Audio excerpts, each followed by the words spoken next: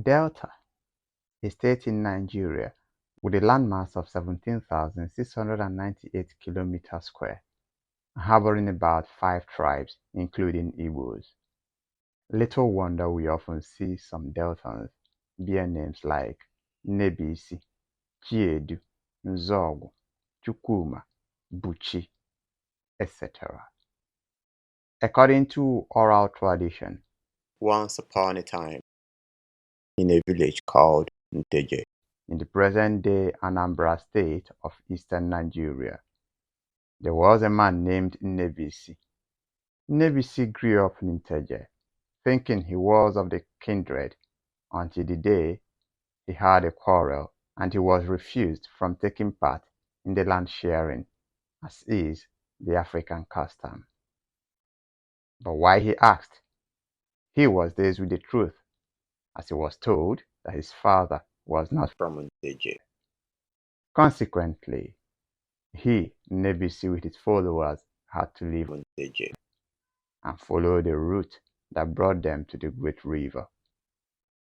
It is highly probable that Nnebisi sojourned to Asaba through Nsugbe because of the short proximity in taking that route, which is about 79 minutes from Anambra River to Asaba in the present-day Delta State. The both Igbo communities are quite close that a visit to these locations today will give credence to this migration story. They crossed the river and landed at Ikpelemmili, an area rich in alluvial soils thanks to the river, and they decided to settle there and farm. After a great harvest that planting season, they decided to settle there the following year. Nnebisi named the place Aniahaba, meaning we have settled in this land. About 400 years later, the Catholic Church appointed an Italian priest as prefect of the Upper Niger. This priest, Carlo Zappa, hearing the Ahaba, as the natives called their place, would write Asaba instead of Ahaba in his map. The distance between Ahaba, the present-day Asaba, and Warri, which is in the same Delta State, is 176 kilometers. But the distance between Ahaba and some other Igbo towns are Owerri, 102 kilometers, Enugu, 125 kilometers, and Umuahia, 142 kilometers. Barring the normal dialectal difference that occur in languages that are spread over large geographical areas, an Asaba man who arrives in either of Enugu, Owerri, or Umuahia speaks the same language as the people in those places.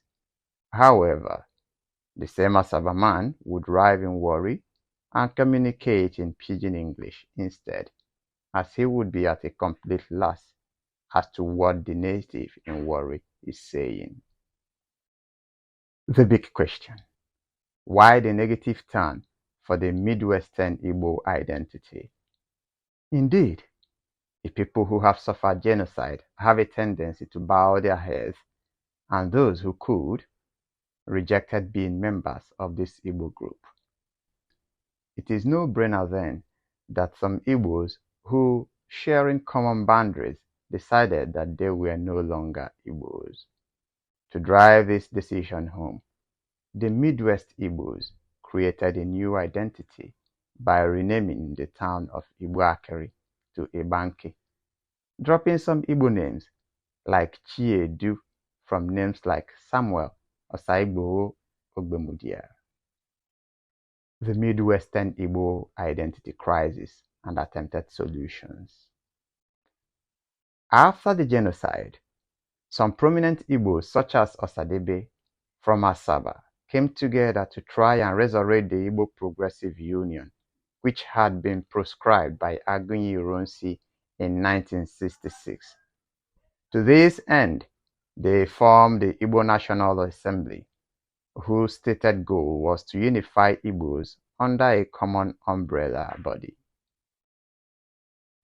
This in no time was banned by Nigerian government, But in 1976, after the murder of Murtala Muhammad, the INA tried again, only that this time they came as Ohaneze Ndị Igbo.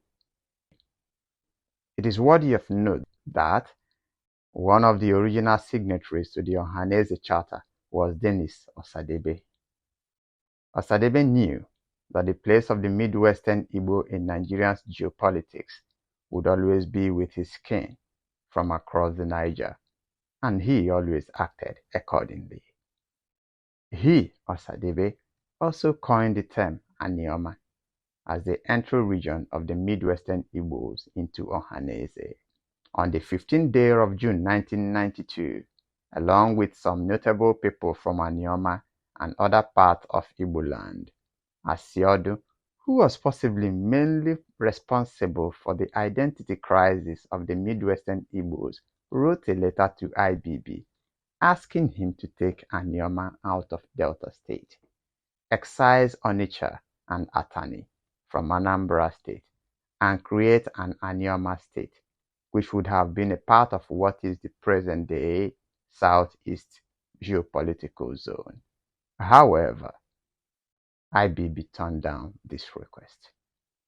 There is no doubt that according to history and going by recent interactions, the Anioma people don't see the Niger River as a barrier. If you go to Asaba today, you will see that so many people from Anambra have chosen Asaba as a choice place. They build their houses and they inhabit without difficulty because they see themselves as one. Chinua Achebe's Chike and the River gives an insight into how people used to crisscross the river at that critical time before the Niger Bridge was built. For a tourism worth of it, the remnants are still there today. Cable Point projects into the river. It is clearly an old market, and Onitsha Marine also projects into the same river. That is the original location of the famous Onitsha market. To clear any curiosity, Basilica of Holy Trinity Catholic Church, Marine, Onitsha, was built basically a few distance away to the identically sited St. Joseph's Catholic Church, Asaba.